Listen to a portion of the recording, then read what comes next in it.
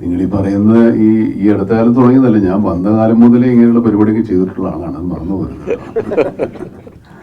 ഇങ്ങനെ എണ്ണി പറയാവുന്ന ഒരുപാട് വ്യത്യസ്തമായ സിനിമ നിങ്ങൾക്ക് വളരെ വ്യക്തമായിട്ട് ഓർക്കുന്ന ഈ പറഞ്ഞ പുട്ടുറുമീസ് ആണെങ്കിലും മൃഗയാണെങ്കിലും അതുപോലെ അയ്യർ ദ ഗ്രേറ്റ്, അതുപോലത്തെ ഒരുപാട് സിനിമകളുണ്ട്.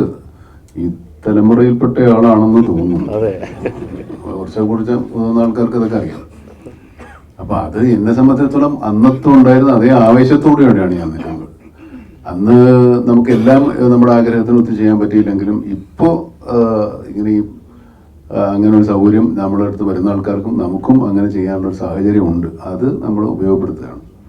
ഇപ്പൊ ഈ സിനിമ കഴിഞ്ഞാൽ എന്താ സിനിമ എന്നുള്ളത് നമ്മൾ തീരുമാനിച്ചിട്ടില്ല. അങ്ങനെ ഒരു അവസ്ഥയിൽ നിൽക്കുക. ഇപ്പൊ എന്നുള്ള കുഴപ്പമാണ്. മറ്റേത് വന്നു കഴിഞ്ഞാൽ 2-3 സിനിമകൾ നമ്മൾ തുടങ്ങുമായിരുന്നു. ഇപ്പോൾ ഒരു സിനിമ അടുത്തത് തുടങ്ങാനായിട്ട് ഇങ്ങനെ സമയം എടുക്കുന്നുണ്ട്.